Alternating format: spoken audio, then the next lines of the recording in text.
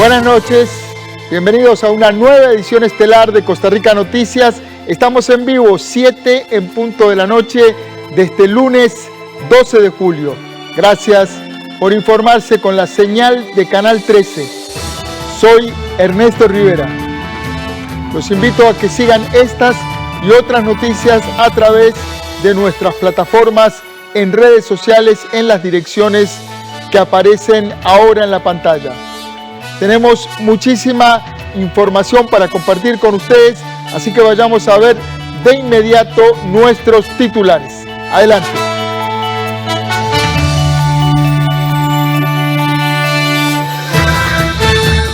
El informe de labores de la exfiscal general Emilia Navas será enviado al Ministerio Público para que se defina si existe responsabilidad penal por presunto delito de incumplimiento de deberes. Las obras viales desarrolladas por las empresas investigadas en el caso Cochinilla tendrán un atraso mientras se revisan los procesos de licitación por parte del gobierno. Algunas de estas son la ampliación de la Ruta 32 y la ampliación de la radial en Lindora. La ausencia de un defensor de varios de los imputados en el caso Cochinilla impidió avanzar este lunes en el inicio de la audiencia de apelación de medidas cautelares y se tuvo que suspender 2 horas después de iniciada. El Banco Central intervino la semana pasada con casi $2 millones por el incremento de la compra del dólar que alcanzó un precio de 627 colones en ventanilla. El futuro de la moneda dependerá de que se concrete el acuerdo con el Fondo Monetario Internacional. El presidente cubano Miguel Díaz culpa a Estados Unidos por los estallidos sociales registrados en las últimas horas en la isla.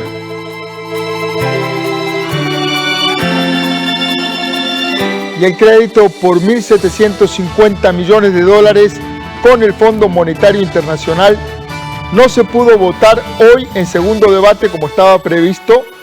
La pausa en la agenda de este vital proyecto fue que los diputados de oposición aseguran que no verán esta iniciativa en el plenario hasta que el gobierno se retracte del nombramiento de Otón Solís como delegado a la Organización para la Cooperación y el Desarrollo Económico, la OCDE. En las curules del oficialismo, la fracción del PAC salió a respaldar la decisión del presidente Carlos Alvarado y cerró filas por mantener al fundador de su partido como el primer representante del país ante este organismo internacional. Vamos ahora a un pase en vivo con el periodista David Roversi hasta la Asamblea Legislativa. Buenas noches, David. La designación de Otón Solís es quizás la decisión política más costosa que haya tenido que enfrentar el Ejecutivo hasta ahora. ¿Cuál es el ambiente en el Congreso esta tarde sobre este tema? Adelante. Buenas noches, Ernesto, y buenas noches a todos los que nos siguen a través de Costa Rica Noticias. Como usted lo dice, pues realmente es una situación bastante tensa, bastante delicada. Muchos diputados inclusive nos decían fuera de cámaras que pues ellos decían que hoy votar esto era pues realmente complicado, no solo por el tema de que no existían los votos, sino porque muchos de los legisladores podían votar con el hígado y podían pues echar a la borda todo lo que ha sido la negociación con el Fondo Monetario Internacional simplemente por el hecho que se está viviendo con la designación de Otón Solís en la OCDE. Pero bueno, también en horas de la mañana el presidente de la República pues podríamos decir avivó todavía más esta situación cuando Carlos Alvarado pues mencionaba y respaldaba a Otón Solís en este puesto. Él hablaba de lo que era su criterio para la designación del mismo y también esto llevó a reacciones de los diputados. Pero vamos a ver primeramente qué decía el mandatario en horas de la mañana en esta nota de nuestra compañera Rita Valverde.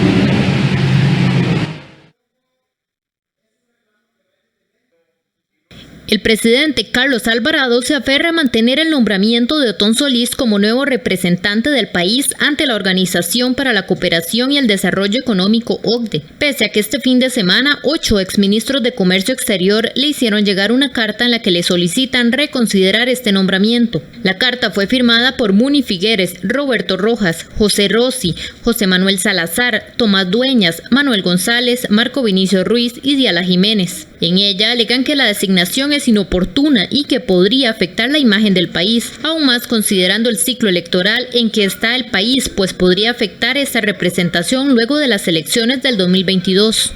Consideramos que se debe respetar el proceso en que estamos en este momento, que es un proceso de terminar nuestros compromisos de adhesión y, por supuesto, ser miembros plenos.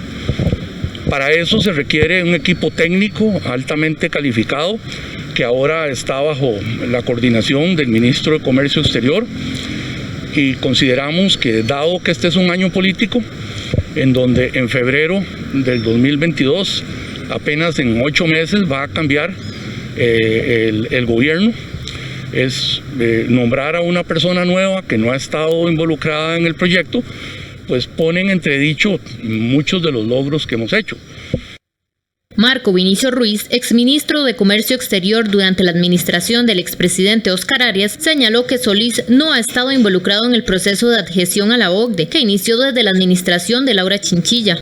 Otón puede tener un currículum de haber estudiado en diferentes etapas y haber sido ministro de Planificación, pero sus acciones concretas que le conocemos como diputado, como político, lo catalogan como una persona enemigo del libre comercio, enemigo de la inversión extranjera, y a nosotros consideramos que eso no es idóneo. Y, segundo lugar, para eso se requiere un enorme trabajo de equipo, y aunque tenga cierta preparación, le va a tomar mucho tiempo poder ponerse al día de la agenda de la OCDE. Por su parte, el presidente de la República defendió el nombramiento este lunes por la mañana durante el acto de inauguración del curso lectivo en la escuela de Sarchí Norte. Esto, pese a que se le insistió que en la ley de adhesión a la OCDE se señala que la designación de este puesto debe ser iniciativa del COMEX. Yo respeto mucho la opinión de los diputados, de los exministros o algunos, y de algunos sectores empresariales que se han manifestado. Pero como yo he dicho, yo en esto tengo un criterio de lo que debe ser esa representación. Es mi trabajo tener un criterio, y es mi trabajo tener un criterio en función de las y los costarricenses, no de visiones sectoriales o políticas. Y estoy cumpliendo con mi trabajo en eso, en mi mandato también. Sobre la presión que también han manifestado diputados de distintas fracciones sobre la designación y la posibilidad de que la aprobación del préstamo por $1.750 millones con el Fondo Monetario Internacional se vea afectado, el presidente manifestó que espera que los legisladores apelen al espíritu patriótico de lo que necesita el país. Los diputados y las diputadas son costarricenses, yo soy costarricense, y creo en el espíritu patriótico. Yo creo que la agenda relacionada con el fondo es buena para el país y es necesaria. Y yo creo que en ese espíritu patriótico es una agenda que se debe aprobar, y que los diferendos políticos no deben estar de por medio de algo que per se es bueno para el país. Entonces creo que eso es lo que corresponde. Liberación, La Unidad, Restauración, Nueva República, el Partido Integración Nacional y el Partido Republicano dijeron la semana anterior que al mantener el nombramiento de Otón Solís se ponía en riesgo la aprobación en segundo debate del préstamo con el Fondo Monetario Internacional.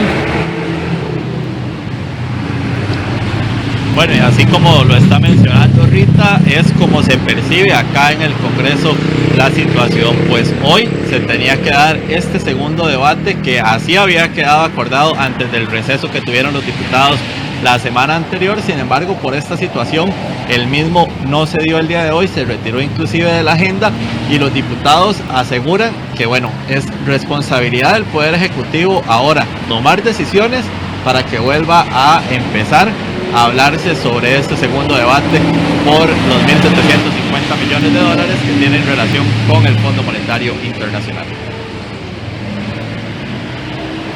Podemos decir en este tema es que está en manos del Poder Ejecutivo y del presidente el que se pueda avanzar con el segundo debate del acuerdo con el Fondo Monetario Internacional. Está en manos del Poder Ejecutivo y del presidente que ese segundo debate se pueda ver pronto y que cuente con los votos requeridos.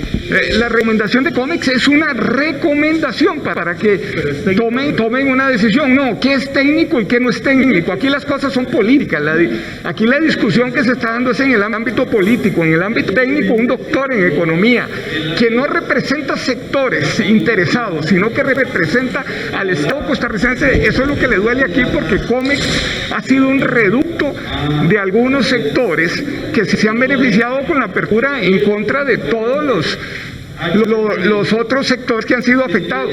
Y entonces ahora, cuando están viendo esta situación, quizás reaccionan con excesivo hígado, porque están poniendo en peligro, ojo, un préstamo que es importantísimo para el país por el nombramiento de un embajador que no representa mucho.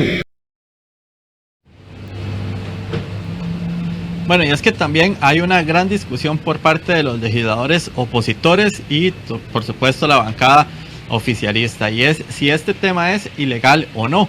Algunos de oposición aseguran que pues la recomendación del COMEX finalmente sí es, como digámoslo así, vinculante, o ellos hacen una recomendación a lo que es el Consejo de Gobierno. El Consejo de Gobierno puede rechazarla y se hace otra recomendación y así sucesivamente X cantidad de veces, pero que es de COMEX de donde tiene que venir esta recomendación y finalmente será aprobada, y no que sería tal la potestad como lo menciona el presidente de la República. Sin embargo, desde el PAC aseguran que pues todo se está haciendo bajo la legalidad. Veamos.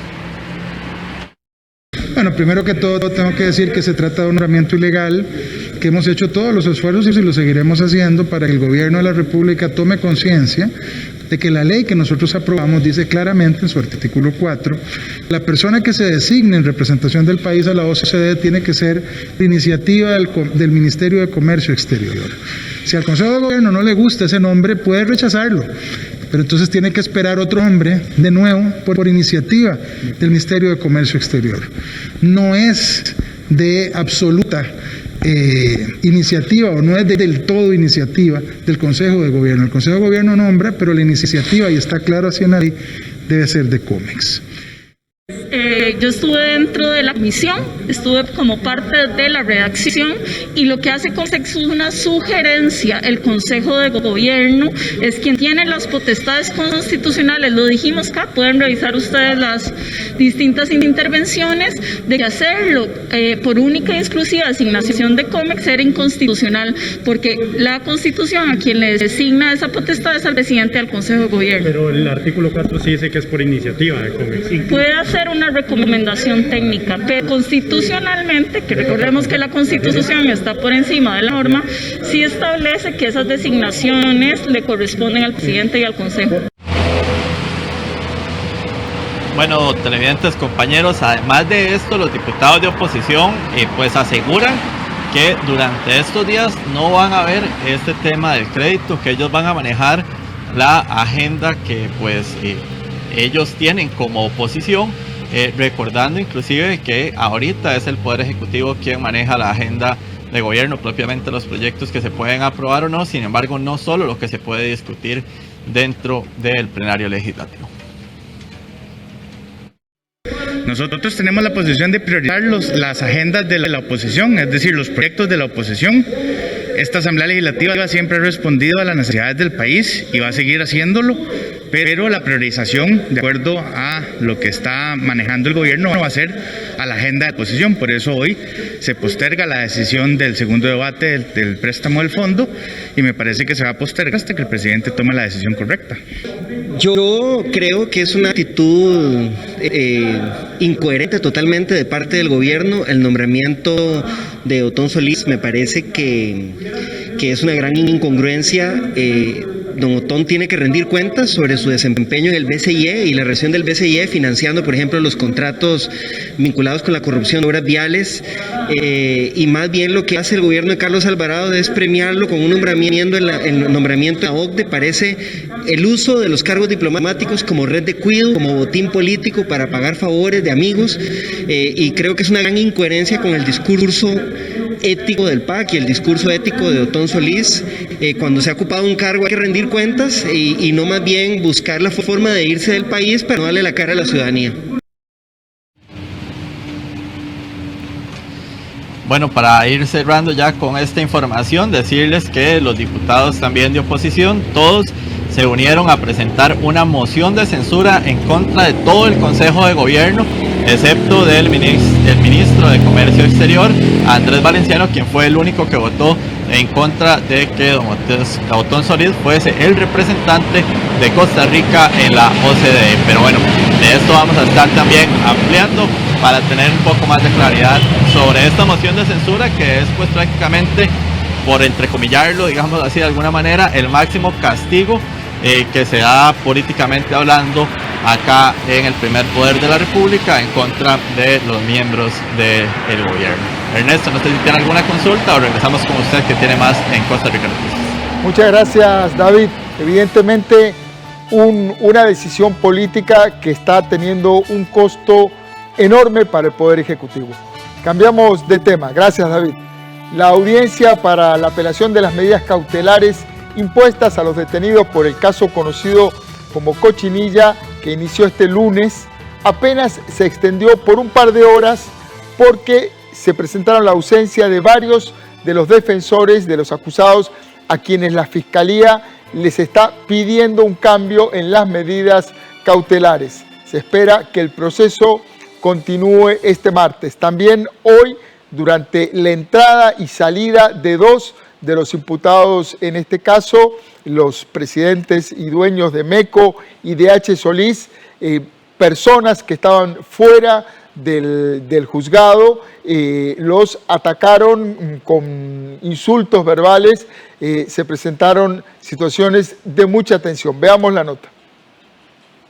La audiencia para la apelación de las medidas cautelares impuestas a los sospechosos del caso Cochinilla, fijada para este lunes, duró únicamente un par de horas debido a la ausencia del defensor de varios acusados, de los que la Fiscalía solicita la modificación de las medidas cautelares. El proceso se desarrolla en el Tribunal Penal de Hacienda del Segundo Circuito Judicial de San José en Goicoechea, una semana después de haberse dictado las medidas cautelares, las cuales fueron refutadas por la Fiscalía. La audiencia, que inició a las 9 de la mañana, convocó al Ministerio Público, abogados e incluso investigadores, entre ellos Mélida Solís, propietaria de H. Solís, Carlos Cerdas, dueño de la constructora MECO, y Carlos Solís, exgerente financiero de Conavi. A su ingreso, los tribunales, tanto Solís como Cerdas, se hicieron acompañar de sus abogados. Mélida Solís arribó a las 8 de la mañana junto a su defensor Francisco Campos. El último en llegar fue Carlos Cerdas, quien se limitó a decir que se apersonó para cumplir con el proceso. La audiencia inició con la apelación que presentaron los abogados contra la figura de la medida cautelar instrumental utilizada por la jueza Carolina Lizano, la cual permitió extender el tiempo que los detenidos se mantuvieron en las celdas del OIJ.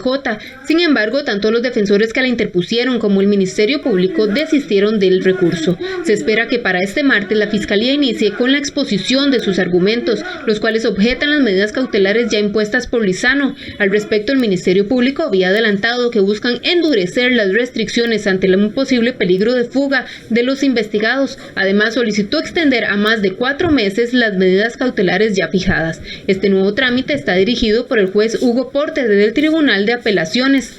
Por su parte, Juan Marcos Rivera, abogado de Mélida Solís, argumentó que el pago de $3 millones debía de ser suficiente garantía de que Solís se someterá al proceso. Es que conforme a derecho no se justifica la prisión preventiva, porque hay que recordar que no se trata de una pena anticipada, sino que lo único que tiene que verse es si las medidas propuestas son suficientes para asegurar que la persona asuma las obligaciones que el proceso le impone. Aquí se ha venido a decir que esto es un asunto de 78.000 millones de colones. Eso es falso. 78.000 millones de colones es tal vez el presupuesto completo del Conavi. Lo que se está discutiendo acá es otra cosa, y sería totalmente absurdo decir que esa es la suma que se está cobrando acá en este caso como presunto resultado delictivo, si las obras están ahí. Si ustedes ven lo que le atribuyen a doña Mélida, de todo esto, se llega sin hacer ninguna pirueta lógica o deductiva a la conclusión de que una garantía real de $3 millones es más que suficiente para garantizar que se va a someter al proceso. Así de simple. Incluso yo les preguntaría una cosa: si la persona viene acá, da la cara y está sentada aquí, ¿cómo van a alegar que se va a escapar? Hace más de 15 días dictaron las medidas actuales y aquí están las personas, ninguno se ha escapado. La audiencia podría extenderse por varios días ante la complejidad del caso. Las personas investigadas en el caso Cochinilla están acusadas de presunta malversación de fondos en el Consejo Nacional de Vialidad. En otros temas nacionales, el presidente de la República, Carlos Alvarado, informó este lunes que la licitación de las obras públicas en las que están involucradas empresas relacionadas con el caso Cochinilla serán revisados. Por lo tanto, obras como la ampliación de la radial de Lindora o la ampliación y mejora del puente sobre el río Virilla en la Ruta 32 seguirán en pie, pero tendrán un atraso, mientras que las obras que ya están en pie siguen adelante. El caso Cochinilla y su proceso de investigación no será motivo para que las obras de infraestructura que ya están en pie se detengan, precisó el presidente Carlos Alvarado. Sin embargo, sí habrá afectación para las obras que están próximas a iniciar, debido a que según un acuerdo que se tomó con el Ministerio de Obras Públicas y Transporte, los procesos licitatorios de estas obras se revisarán con el fin de que no haya participación de las empresas involucradas en el caso conocido como Cochinilla. Alvarado dio estas declaraciones en atención a la prensa este lunes durante el acto de inauguración del curso lectivo. La instrucción a don Rodolfo es en dos sentidos. Tenemos que limpiar todo lo que tenga que ver con los procesos en materia de contratación, sobre todo por lo relacionado con este caso de corrupción. Hay que limpiar y corregir todo eso, pero al mismo tiempo hay que construir. Entonces eso divide las obras en dos tipos. Hay obras que ya están en marcha, que ya están en proceso, tienen un contrato y están avanzando. Esas obras, como ya tienen una relación contractual, continuarán. Hay otras obras que están en procesos licitatorios.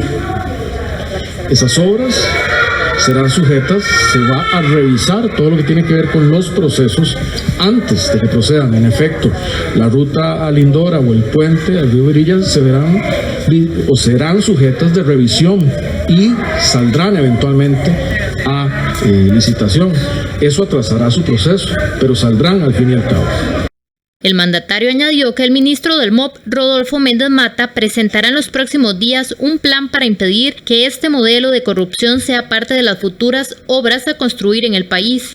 Don Rodolfo también me ha expuesto ya un plan para profundizar la supervisión de todas las obras, para transparentarlo y para dar certeza a los costarricenses de que lo que se está construyendo se está haciendo como debe ser.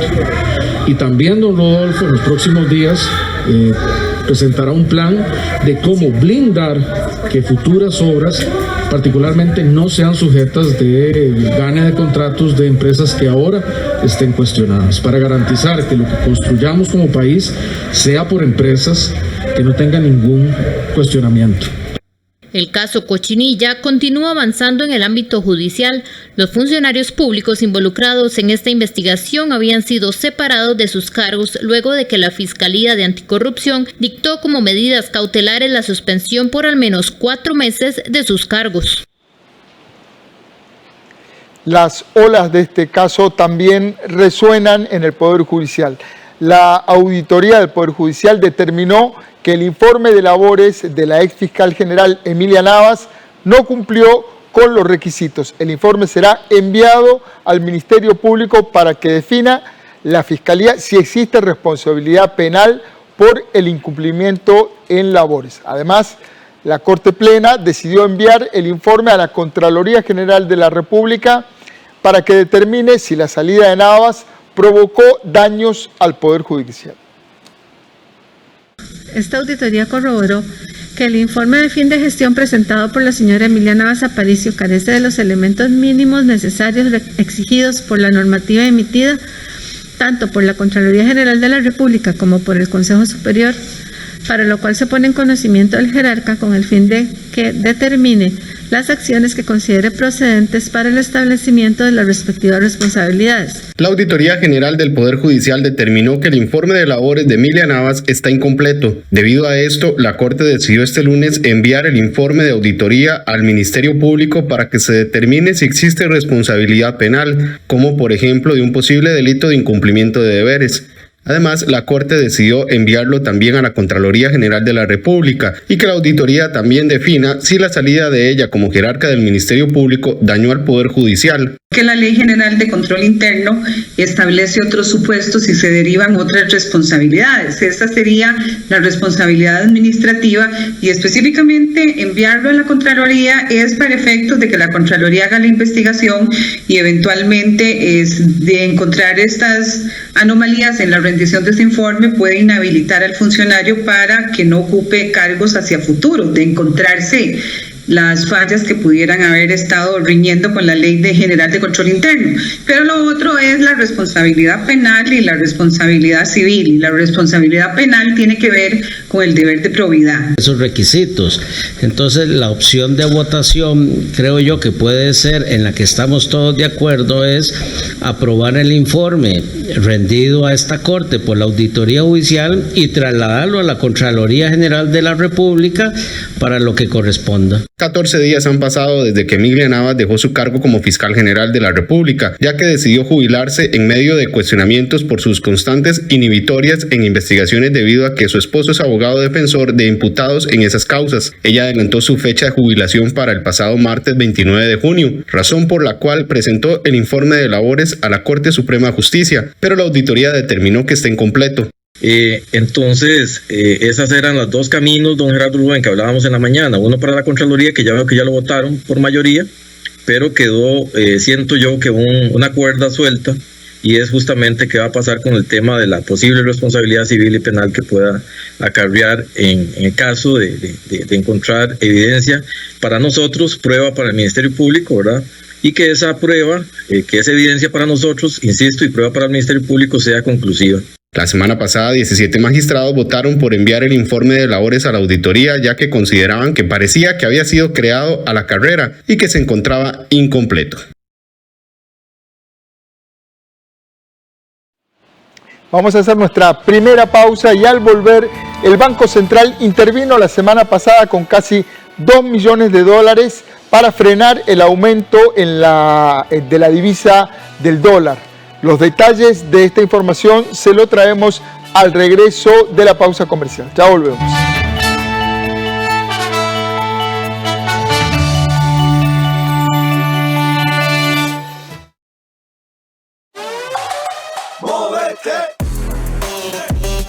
El futuro no se frena. Decidí estudiar. CONAPE se mueve con vos. Por eso te presta para que estudies con la tasa más baja del mercado. Te financia matrícula, materias, equipo y hasta el alojamiento. Además, te presta hoy para que comiences a pagar al terminar los estudios. ¡Móvete! Solicita tu préstamo en línea. CONAPE. Un día más en la escuela es experimentar nuevas formas de aprender. La educación es uno de los derechos fundamentales de la niñez y adolescencia, y garantizarlo es un asunto que compartimos. Un mensaje de UNICEF, PANI y MEP.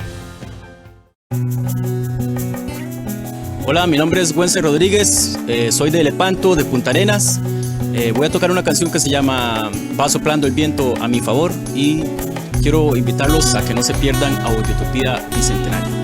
Audiotopía Bicentenario, este sábado a las 8 de la noche. Patrocinan Colby y Cosevi.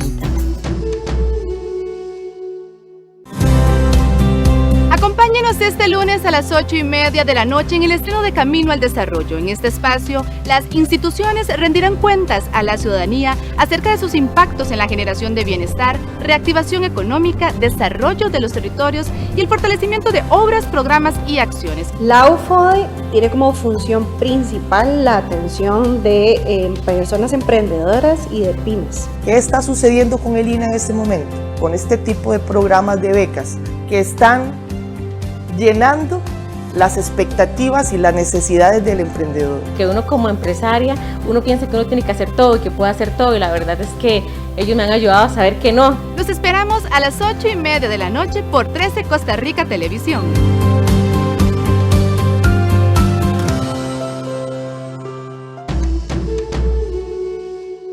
Esto es una joya y un crédito. Dinero al instante con el crédito sobre alhajas del Banco Popular. Una solución para momentos difíciles. Consúltelo aquí, Banco Popular.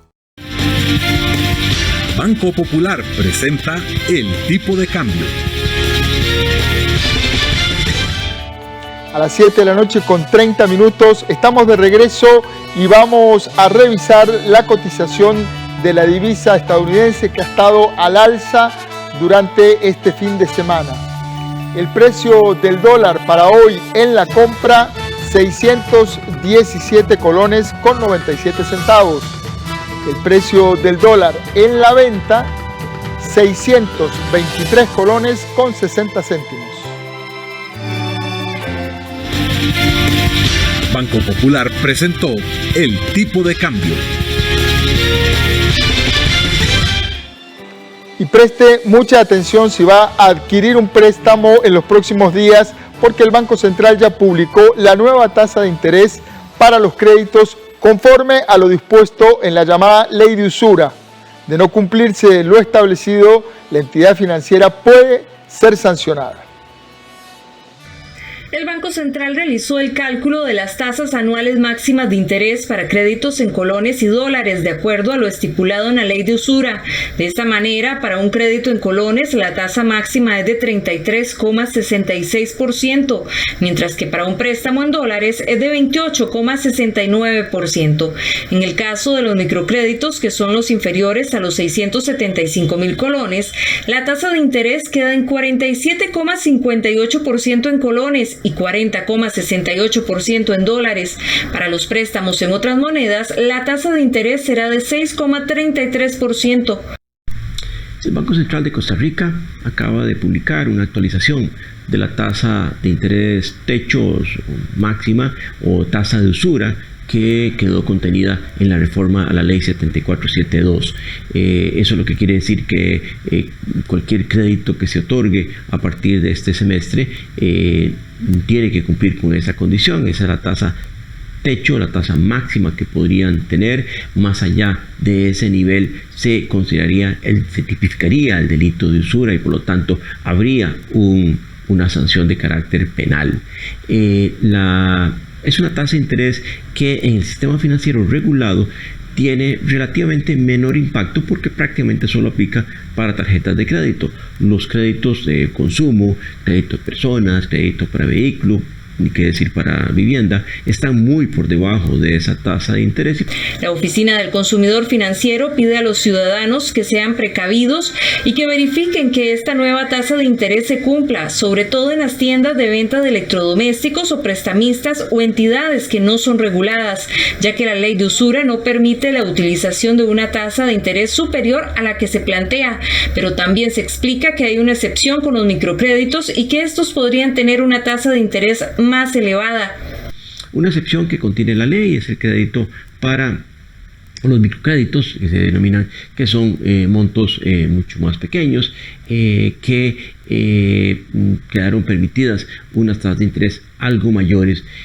Sin embargo, aquí el punto importante a destacar es, por un lado, que es una tasa de interés que va a estar cambiando cada 6 meses. Ha venido reduciéndose porque estamos viviendo tasas de interés a la baja, pero podría subir en un futuro. En segundo lugar, lo que quiere decir es que es una tasa de interés que en este semestre no debiera excederse en los créditos que formalicemos. Y en tercer lugar, que quien violente esa disposición se hace acreedor a una sanción de carácter penal. Antes de que adquiera un crédito es importante revisar las nuevas tasas de interés que las puede encontrar en la página del Banco Central. Además, Danilo Montero recordó que ante cualquier duda pueden hacerla llegar a la Oficina del Consumidor Financiero. Quien haga caso omiso a lo establecido por el Banco Central podría ser multado con 2 años de cárcel. Y precisamente el Banco Central intervino con $2 millones la semana anterior para regular el incremento en el tipo de cambio. Al día de hoy, el dólar llegó a estar en ventanilla hasta en 628 colones. Después de 2 meses, la semana anterior, el Banco Central tuvo que intervenir el jueves y viernes en el mercado cambiario para estabilizar el dólar que llevaba varios días al alza. En la primera intervención inyectó $295,000, mientras que en la segunda $1,700. La última intervención que había realizado el Banco Central fue en el mes de mayo con $50,000. Y es que desde la semana anterior la referencia de la moneda, según el Banco Central, se ubica en 623 colones, pero en ventanilla, es decir, en los bancos públicos y privados, llegó a los 628 colones. Este incremento en el precio del dólar no se registraba desde noviembre del 2018. El costo de los combustibles para el país y el poco ingreso de dólares por la baja en el turismo son algunos de los factores que aumentan el valor del tipo de cambio. En ese sentido, el Banco Central, ante una especulación de un tipo de cambio a la alza, es decir, que ya pueda traspasar los 630 colones, se verá obligado a ir colocando más dólares de acuerdo al movimiento de estos mismos a la alza. Considera de que es coyuntural. En este caso, lo que se pretende es que las intervenciones sean un poco más seguidas, en el sentido de que no presione tanto a la alza. Sin embargo, el tipo de cambio se ve afectado también por el precio del petróleo, porque el Recope importa, en este caso, en dólares. Y conforme el precio del petróleo esté aumentando, pues también va a necesitar estar comprando más dólares para su importación.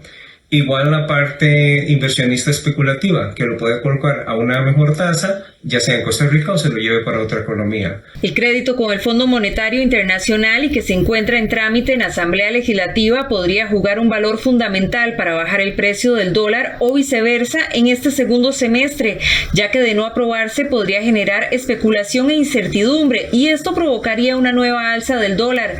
En este momento, quienes se ven más afectados con el aumento del tipo de cambio son aquellas personas que poseen créditos en esta moneda y que reciban su salario en colones.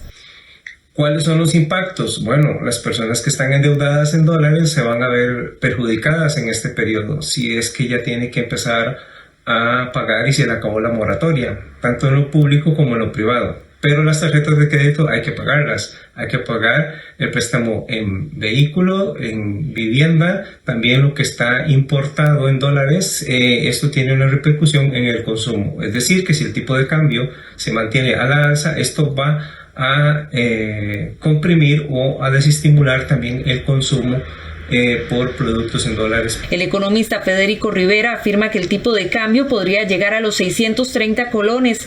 Sin embargo, explica que ante dichos incrementos el Banco Central estaría interviniendo como lo ha hecho hasta el momento. Solo en el mes de octubre del año anterior el Banco Central inyectó $159 millones para reducir la presión en el tipo de cambio.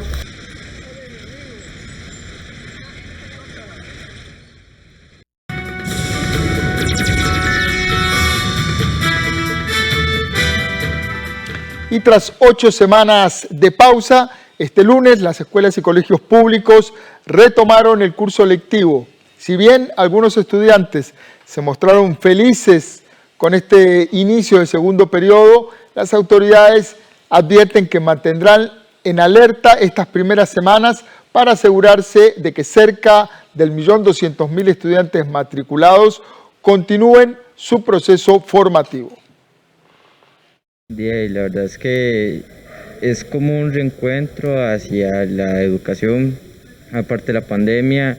Al estar uno como muy encerrado, así uno se siente como un poquito oprimido y a pesar acá uno viene a aprender más, le explica mejor y uno se siente al socializar más claro con su vida a distancia y todo y se siente muy bien estar en el colegio. Sí quería volver porque en la pandemia uno lo que más quiere es estar con los amigos y esto de que irnos para las casas ha sido como que muy feo porque hemos estado distanciados socialmente y no hemos podido socializar más. Sí, porque es la vibra que uno siente al estar con los compañeros, con nuestros profes, con todos.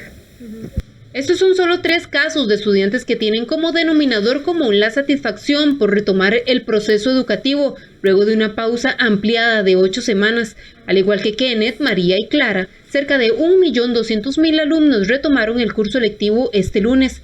Para este segundo semestre se mantendrán las medidas de salubridad ya conocidas, como el distanciamiento de 1.8 metros entre alumnos, lo que a su vez obliga a mantener el modelo combinado de presencialidad y a distancia. Se estima que 5.359 escuelas y colegios iniciaron la mañana de hoy con el curso lectivo y que al menos 60.000 educadores ya cuentan con la primera vacuna contra la COVID-19. Como parte del proceso de retorno a las aulas, el ministerio aseguró que mantendrán encendidas las alarmas para asegurarse de que la mayor cantidad de estudiantes se incorporen al proceso educativo. Víctor Orozco, director regional de Cartago, explicó que las alertas se generarán a través de las unidades de permanencia y unidades de orientación de cada centro educativo. Sí, también como parte de la visita que hemos hecho, hemos estado intercambiando criterios y opiniones con los orientadores y orientadoras de centros educativos y las unidades de permanencia, las denominadas UPRE, para que le den seguimiento a que los estudiantes ojalá se reporten todos esta semana, y de no ser así, que activen las alarmas que ya el ministerio tiene establecidas y que la dirección regional también tiene establecidas para localizar a los estudiantes con la mayor velocidad posible. Eso lo estaríamos haciendo en esos primeros 3 días, y las instrucciones son que si un estudiante por alguna circunstancia no se ha reportado aún, hacer las llamadas y lo que el protocolo establece a la mayor brevedad posible. En estos primeros días en las aulas se impartirán repasos de materias vistas previo al receso de medio año, para luego entrar a ver contenidos priorizados por el MEP según cada nivel, esto como parte del plan de nivelación académico. Según mencionó el MEP, para este segundo semestre se implementará un sistema que digitalizará y centralizará el registro de reportes de casos asociados a COVID-19 en los centros educativos. El actual curso lectivo finalizará hasta el 19 de enero del 2022. Con esto se habrían cumplido 197 días de lecciones. Siempre en temas de educación, si usted está preocupado por la terrible ortografía de sus hijos, le tenemos una estupenda sugerencia. Un emprendimiento costarricense desarrolló Carretica Cuentera, una app en el que sus hijos podrán completar sopas de letra para jugar y facilitarles comprensión de lectura y ortografía. Alberto Barrantes tiene varios años de trabajar con docentes y niños estos temas. Bueno, Carretica Cuentera es una organización educativa costarricense que trabaja en aulas urbanas y rurales para el fomento de la escritura y la lectura creativa con niñas y niños. Lo que hacemos es llegar con cuentos con finales abiertos para precisamente estimular la creatividad, la imaginación y el pensamiento crítico en las aulas de primaria. Desde el año 2017 desarrollamos una app educativa que es totalmente gratuita, se llama igual Carretica Cuentera, la pueden encontrar en Play Store y App Store. Y en esta app, ¿qué es lo que van a encontrar? Cuentos, audiocuentos, comprensiones de lectura, un espacio para que las niñas y los niños graben sus propias historias y más de 150 sopas de letras para trabajar el tema de la ortografía, que vemos que es una de las fallas que se arrastran desde la primaria hasta la universidad, y precisamente a través de este juego queremos generar conciencia de cómo es el uso correcto del idioma español, ¿verdad? ¿Qué palabras van con B, cuáles con V, cuáles con S, cuáles con C? Para que los niños puedan practicar y a la vez no verlo como un ejercicio académico, sino como un juego. Y precisamente el recurso viene en estos momentos de pandemia a convertirse en un apoyo para las familias y para los docentes en el trabajo a distancia. ¿Por qué? Porque como les mencionaba, trabajamos el tema de lectura, comprensión lectora, o sea que no solo los niños escuchen un cuento o escuchen o lean una historia, sino que también practiquen con ejercicios de comprensión lectora para ver si lo que leyeron o escucharon realmente lo entendieron. Aproveche para darle a sus hijos una herramienta educativa y entretenida 100% desarrollada en Costa Rica. La puede descargar de manera gratuita en las tiendas de apps para Android o Apple. Nos vamos a una pausa comercial y al volver los deportes, Saprissa tampoco pudo sumar de 3 puntos de visita ante Dimas de Escazú. En la jornada 2 del campeonato femenino perdió 2-1. Los detalles al volver en los deportes del corte comercial.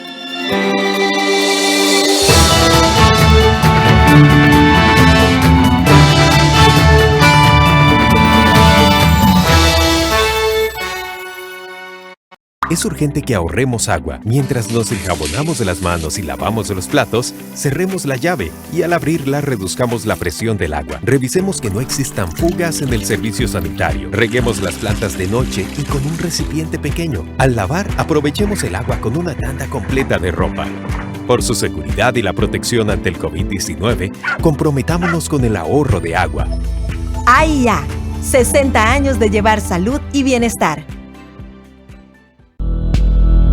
Tenemos una compleja relación con la política, tan compleja que nos cuesta definirla, pero es parte esencial de lo que somos, animales políticos. Todos los domingos a las 7 de la noche, con repetición los martes a las 8:30 de la noche.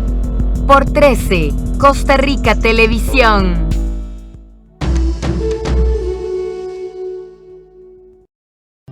Alex Galindo nos lleva a conocer las historias de jóvenes que se enfrentan al mundo con una característica que los ha llevado a ser señalados por la sociedad: el síndrome de Down. Gonzalo trabaja aquí en Cinépolis y esta vez conoceré sus labores. Up Down, los sábados a las 5:30 de la tarde, aquí en 13, Costa Rica Televisión. Animados, drama, comedia, historias, música, danza. Todo lo que hacen nuestros artistas nacionales en Cine en Cortos. Los jueves a las 9 de la noche, con repetición los domingos a las 11 de la mañana. Aquí en 13, Costa Rica Televisión.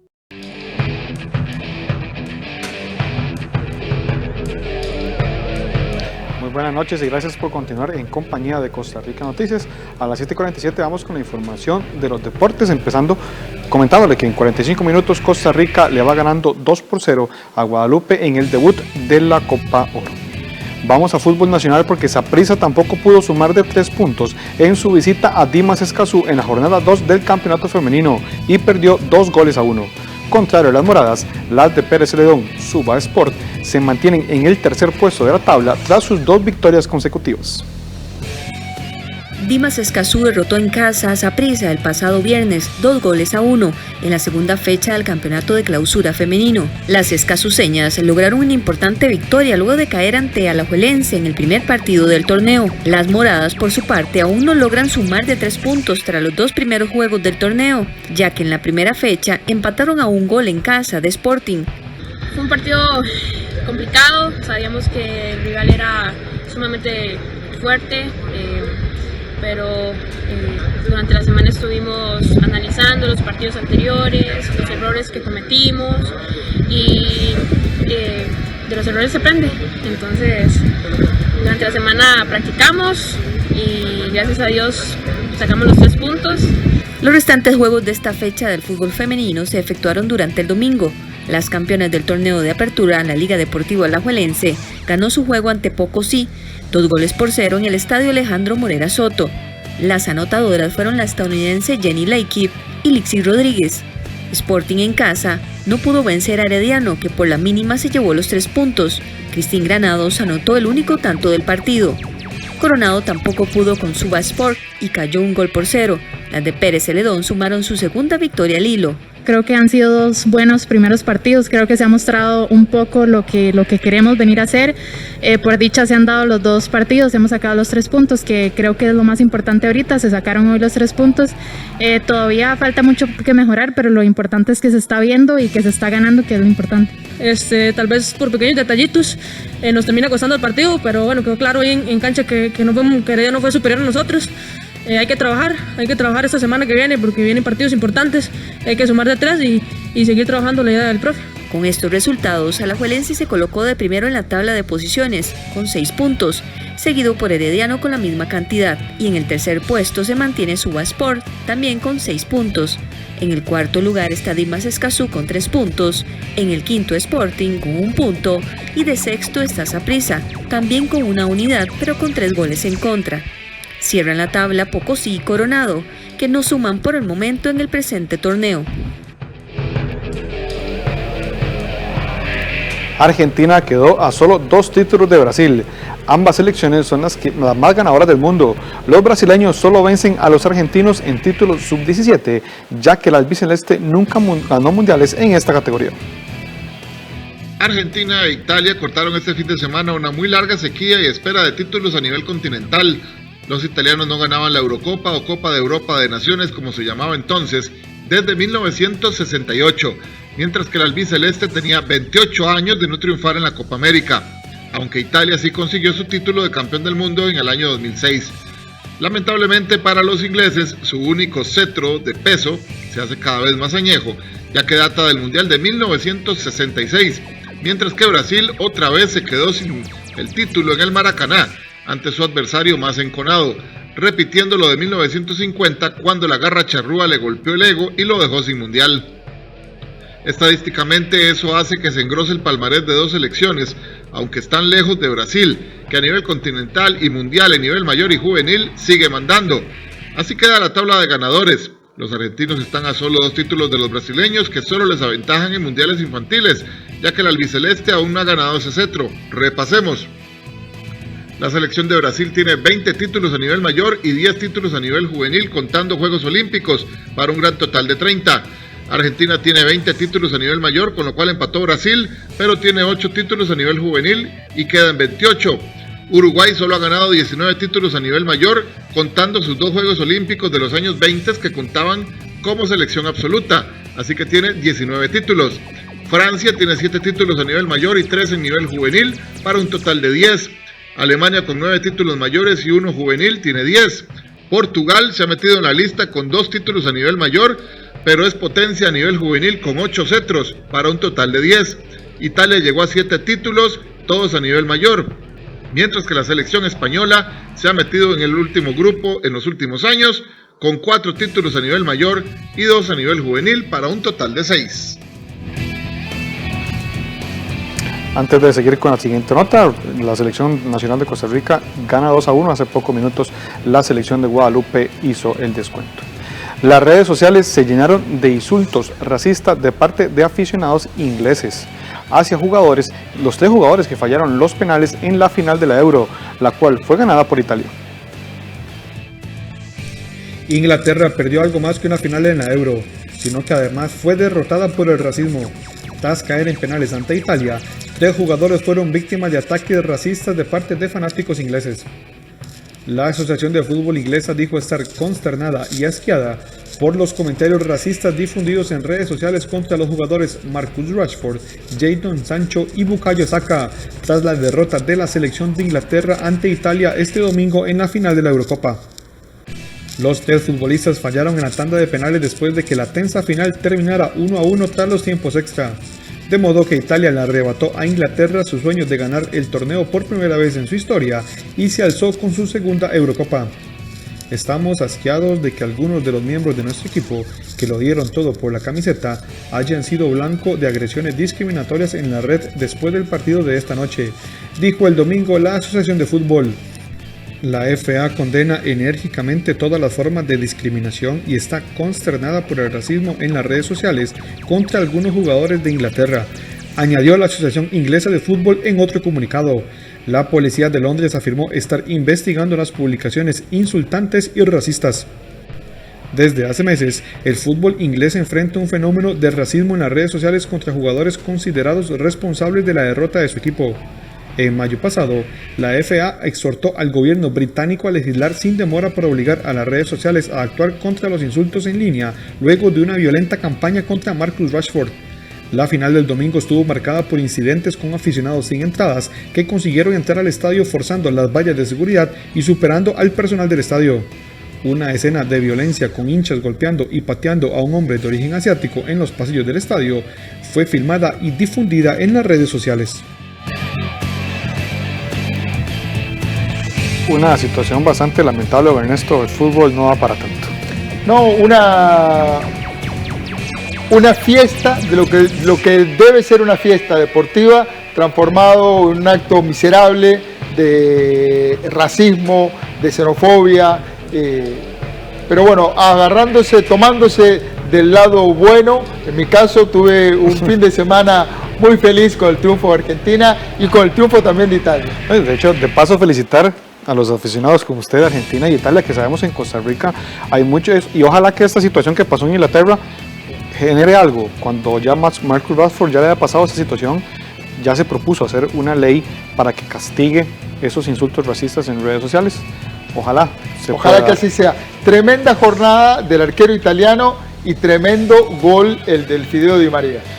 Fueron dos finales, tal vez la de Argentina no fue tan buen partido, pero bueno, se definió con un golazo, y esta de Italia, lo que hizo este portero fue algo increíble, un portero de apenas 22 años que está demostrando que puede llegar a ser uno de los grandes. Así es. Muchas gracias, Kenneth Meléndez, con los deportes. Con mucho gusto, hasta luego. Hasta luego. Vamos ahora a ver los datos COVID, un resumen de la situación del COVID hoy. La cantidad de nuevos casos detectados, confirmados, 785. Llegamos a un total de casos desde que inició la pandemia de 383.500 casos. La cantidad de fallecidos se incrementa y sube a 4.812 fallecidos desde que inició la pandemia. Y hay un poquito más de respiro en la caja, en las hospitalizaciones. En los salones de la caja hay 894 personas internadas, de las cuales 388 requieren de cuidados intensivos. Ahora vamos a hacer una pausa y al volver la información internacional. El presidente cubano Miguel Díaz culpa a los Estados Unidos por los estallidos sociales registrados en las últimas horas en la isla. Cuando regresemos, los detalles en las noticias internacionales.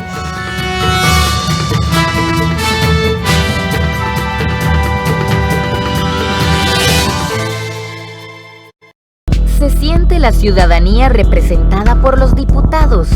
Todo indica que no, y por eso damos una mirada a nuestra Asamblea Legislativa. ¿Cómo está compuesta? ¿Cómo se traducen nuestros votos en curules?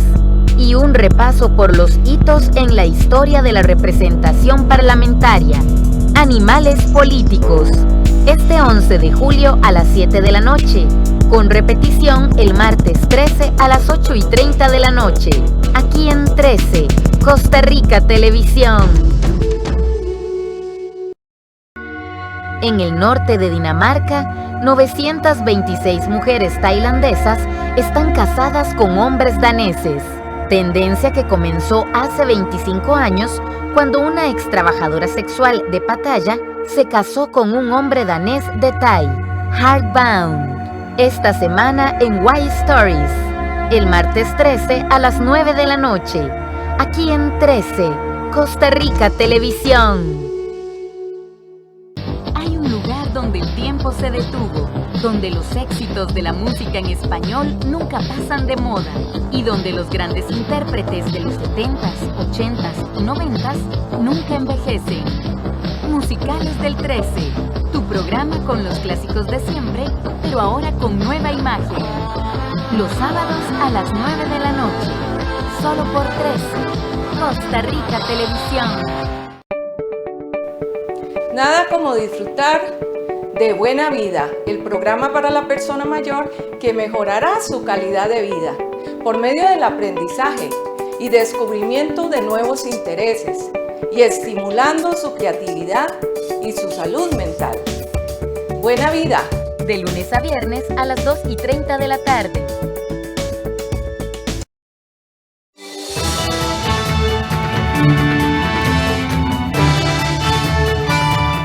El presidente cubano Miguel Díaz-Canel acusó este lunes a Washington de imponer una política de asfixia económica para provocar estallidos sociales en la isla, un día después de manifestaciones históricas. ¡Viva! ¡Viva! ¡Viva! El gobierno cubano enfrenta protestas sin precedentes. El domingo se produjeron choques entre manifestantes y las fuerzas del orden, sobre todo en La Habana, y hubo numerosas detenciones.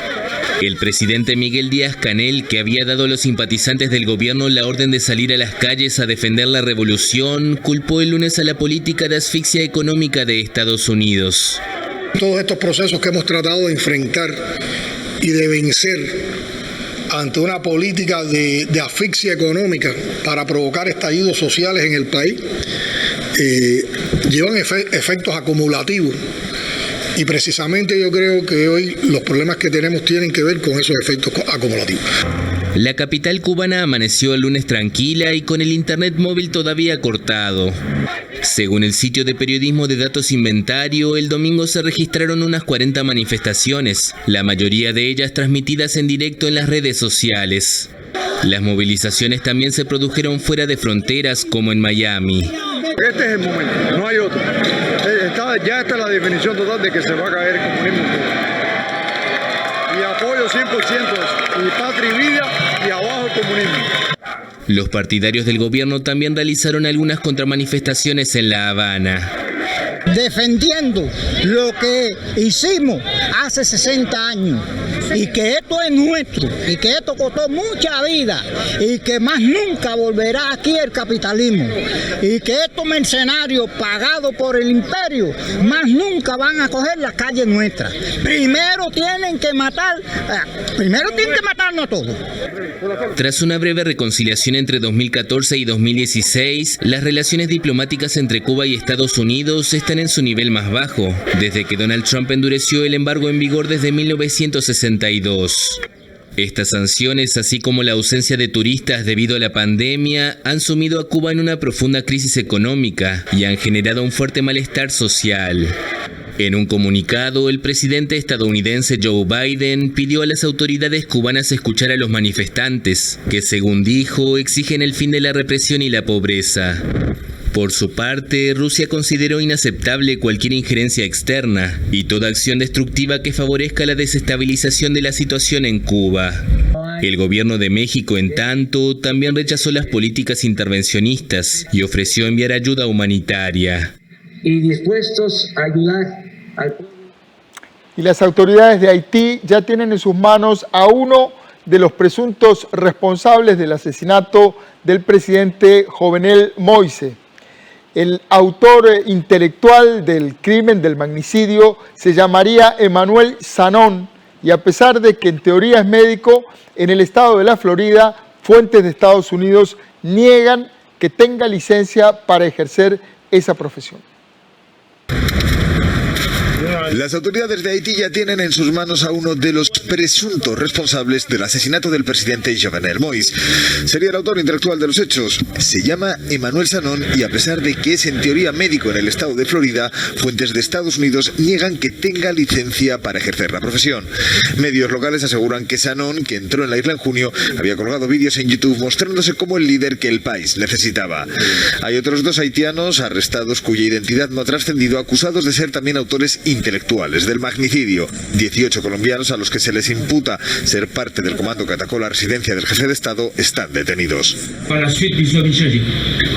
La misión encomendada a estos asaltantes era inicialmente asegurar la protección del individuo llamado Emmanuel Sanon, pero más tarde cambió. Por supuesto, esta información la hemos recogido de las investigaciones y de las entrevistas que hemos mantenido con estos bandidos colombianos en presencia de intérpretes autorizados. 5 colombianos más están huidos y 3 murieron en tiroteos. La policía ha tomado medidas cautelares contra los responsables de la seguridad del presidente. Según la investigación que se lleva a cabo en Bogotá, su jefe habría hecho varios viajes este año a Colombia. Estados Unidos, por su parte, ha pedido un diálogo constructivo para que se celebren elecciones libres en el país más pobre del continente. A las 8 de la noche con 4 minutos llegamos al final de esta edición estelar de Costa Rica Noticias. Gracias por informarse con Canal 13.